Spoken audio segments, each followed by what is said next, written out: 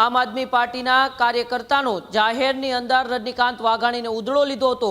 Ticket બાબતે પણ વાતચીત કરી હતી કે ટિકિટ આપવાની વાત કરી, તમને ઘસવાના હતા, ખાલી એ તમને ઘસવા માટે પાર્ટીની અંદર રાખ્યા છે, આવી વાત રજનીકાંત વાઘાણીએ જાહેરની અંદર કરી હતી।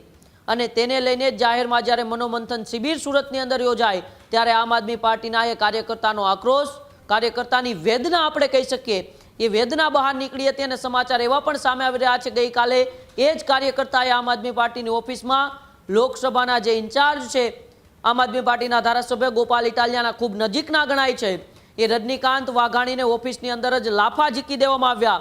ધર્મેશ ભંડેરી જે ચૂંટાયેલા કોર્પોરેટર છે, જે 4 કોર્પોરેટર ચૂંટાણા એમાંના એક ધર્મેશ ભંડેરી, પરિમલ કાનાણી સહિતના દિગ્ગજ નેતાઓ ઉપસ્થિત હતા। તેમની હાજરીમાં રજનીકાંત વાઘાણીને લાફા ઝીકી દેવામાં આવ્યા છે। કોઈ પણ નેતાએ રોકવાનો કોશિશ પણ નહોતી કરી। ભ્રષ્ટાચારના આરોપ સાથે પાર્ટીમાં સતત નાના કાર્યકર્તાઓની રજનીકાંત વાઘાણી અવગણના કરે છે અને એ જ અવગણના કરતા હોવાને લીધે આ કાર્યકરે તેમને લાફા ઝીક્યા હોવાની વાત છે।